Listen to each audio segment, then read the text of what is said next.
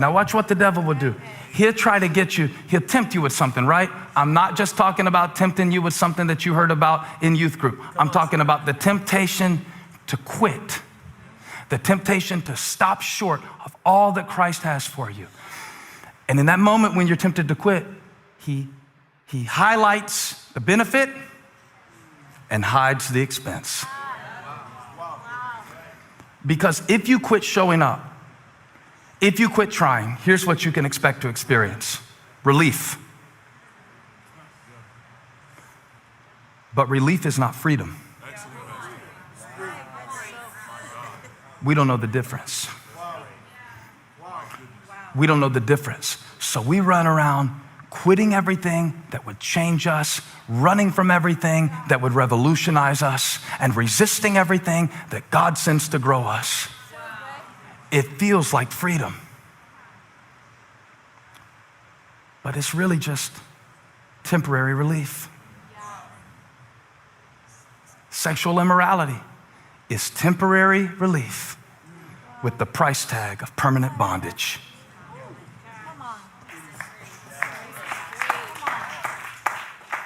Gossip. Oh, that was a quiet one right there. Did you hear all of the dryness in the atmosphere, the flowing of the amens just really ceased up?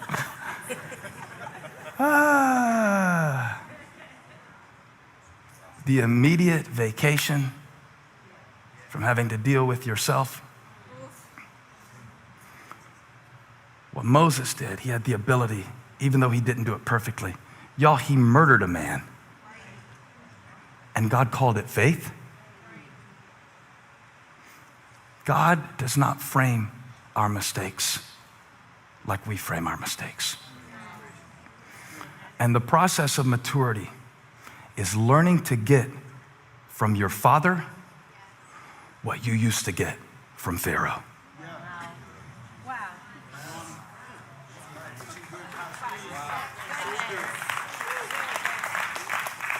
That every need that sin is meeting in your life, God can meet it in a better way. That every need that manipulation is meeting in your life, God can meet it in a better way. When we manipulate things, do it in our own strength, do it without praying about it, do it without caring about others, do it without considering the consequence, do it without being true to the integrity of who we are. When we manipulate something, we are trying to meet a need. The need is for us to be certain. Faith can meet that same need. Faith can be certain that no matter what the outcome is, all things are working together for my good. So I don't have to control anything. I can trust God in everything. And Moses chose, and you have a decision to make. Will I be identified with what I've known? Will I be known as where I came from? Or will I, in this moment of my life, in this seat, he was 40 when he got there, but you don't have to be 40. You can do it when you're 14. You might be 80, you can do it. If you make the decision in this moment, I will not be defined by my environment. I will not be defined by the events that happened to me.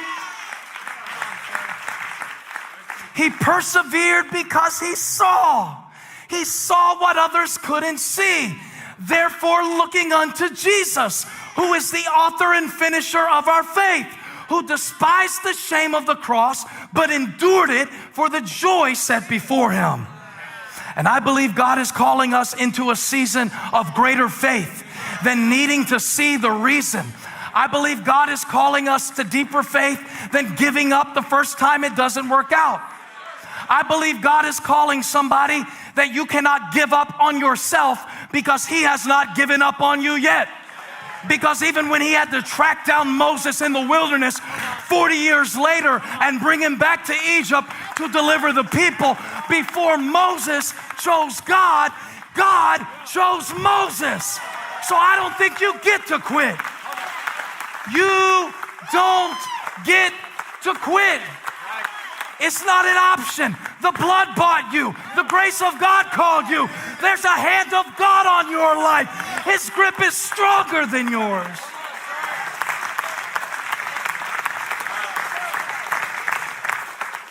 Too grown to give up. I've seen God do too much to give up.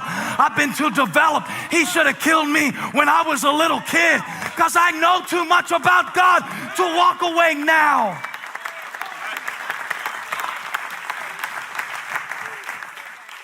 You know how many times I've had to fight to get to this pulpit to say something to you, and it would have felt better not to.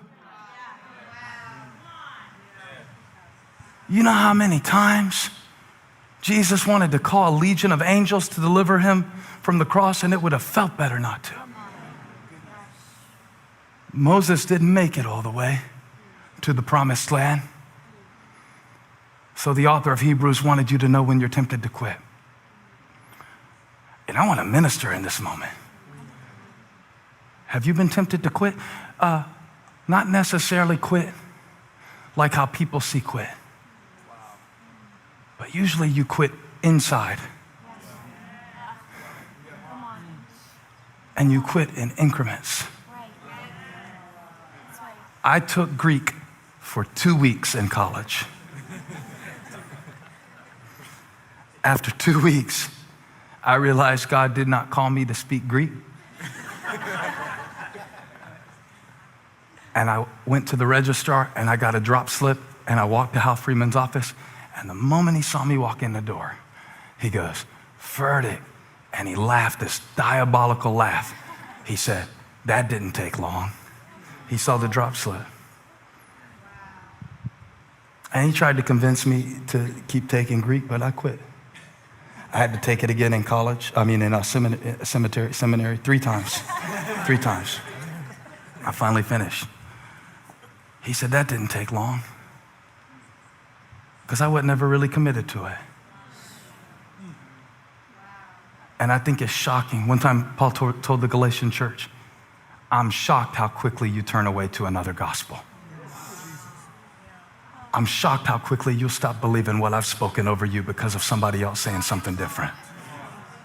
You feel something different because it doesn't happen overnight." It took Moses 40 years to grow to the point, and then 40 more before he saw it come to pass. But you're too grown to give up. You need faith and patience. Faith without patience is childish faith. Yeah. Wow. So good, sir. God sent me to tell somebody, you can't quit. There's too much connected to you to quit. I know it would be momentary relief, but can you see past the expense to see the benefit? The psalmist said, "Praise the Lord, O my soul, and forget not all his benefits, who forgives all your sins, heals all your diseases, redeems your life from the pit, and crowns you with love and compassion." And I would rather go through a season of temporary uncertainty than compromise the truth of my identity. You're making a decision right now, and you've been really tempted to quit. Stand. Stand.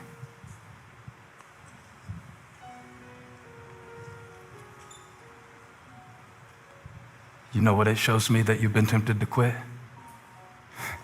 It's significant what God gave you to do. I know.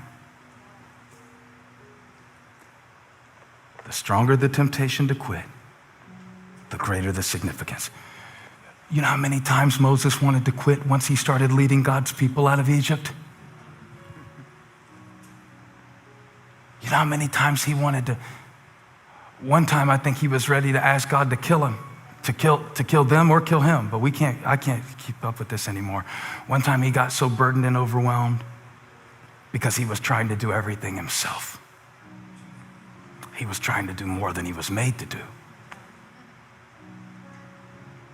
A pastor came to visit me 3 years ago, and he came to tell me that he was quitting the ministry. I thought that he had sex with somebody that wasn't his wife, but that wasn't the case. I thought he had maybe had a financial impropriety, but that wasn't the case. But the temptation to quit was from the strain and the burden of maintaining what he had built. And I think everybody can relate to that. I really do. So I said, why did you come tell me that you wanted to quit? He said, because I wanted to see if you could convince me not to. So he said, how have you done it 15 years? Or at the time, I guess it was 12, he said, and you didn't quit. And I wish I could have told him, because the joy of the Lord is my strength, and it is a blessing and a privilege to serve the mightiness of his splendiferous grace, and I just look unto him who is the author and finisher of my faith. But I had to be honest.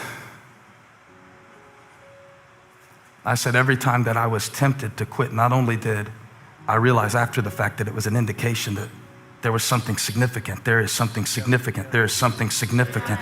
They wanted to kill those Hebrew babies because of the significance and the strength that they represented. So after realizing that, every time I wanted to quit, I realized it was time to shift. And that to keep doing what God had called me to do, I needed to shift how I was doing it. And he didn't quit. Not all stories have a happy ending, but the dude still went back and did it because he didn't quit. He shifted. I don't know what you want to quit today. Maybe you just want to quit trying but keep your body present. Maybe you want to quit really trying to love people and just become this bitter, cynical person that never tries again because people suck. Could you tell that was coming from a deep place inside of me when I said it? I felt possessed for a minute.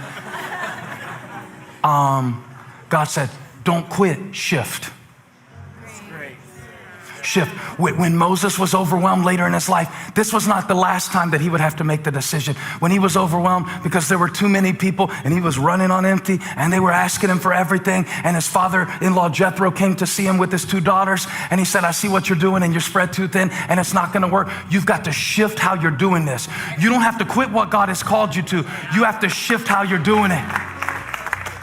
And I sat there with that pastor and we listed everything that he was doing that somebody else could do, or everything that he was doing. Remember, maturity is first and foremost the ability to discern what is worth it. And I bet we found 7 or 8 things that were worthless on his list that he needed to be weaned from so that he could have the strength to continue in what God has called him to do. Don't quit, shift. Shift.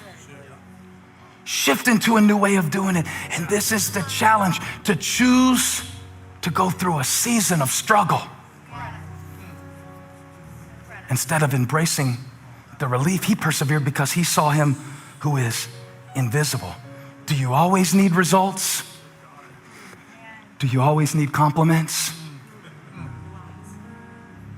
Do you always need a quick hit? Or can you get an ugly dub every once in a while?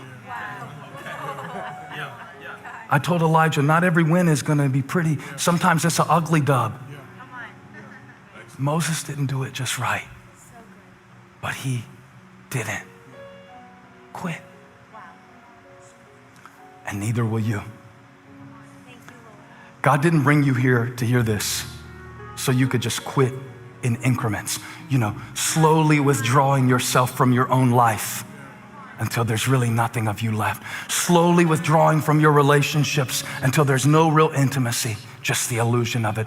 Slowly withdrawing your expectation from the gates of heaven until you no longer pray expecting anything to really happen because you don't believe that he is or that he rewards those who diligently seek him. We grow in increments. We quit in increments.